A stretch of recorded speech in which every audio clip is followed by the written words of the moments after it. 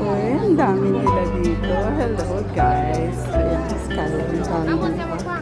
Dami mga aso. Ayan po sila, oh. Tapos may mga pusa. Pinapaano nila ito.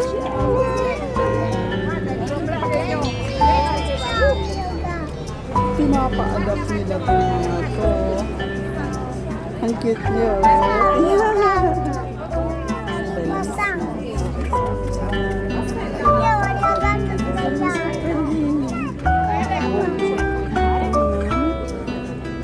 Natutulog siya. Ito aso. Ganda naman. Oh. Tingnan mo. Tingnan mo. Nakadapa siya.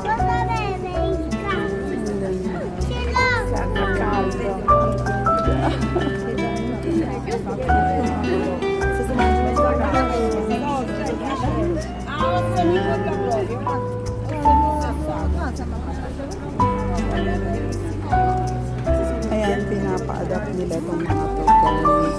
Kumbaga kailangan nila na mag-aalaga.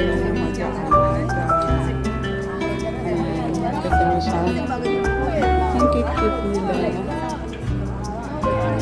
Kung meron nga lang akong bahay na malaki. Tapos, kukunin ko. Isa sa kanila, ang ganda. Kaya ko dito sila.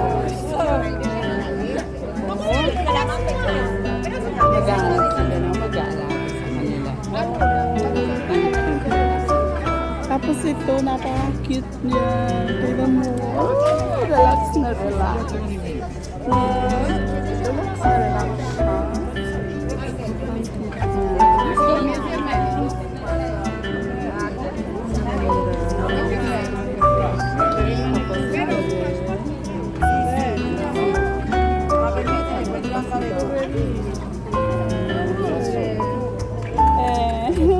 Ito tara na saba.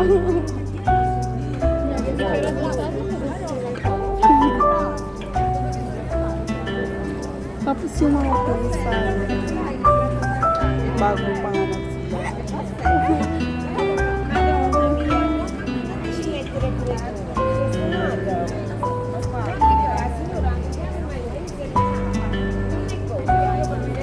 Ayan guys, si Skyler po ito. Ayan, dumaan po ako sa may ano. Usually dito, nag-aano sila ng mga animals, pusa at aso, yung mga walang bahay. Pinapa-adopt nila. Yun. Umaako ako. Dito ay tinatawag nila sa ano na to. Ang tawag Bomero, Bandit. Yun. Magre-renew po ako ng card para sa bus at trains. Yun, kasi ang kinukuha ko po annuale ang tawag nila dito, yung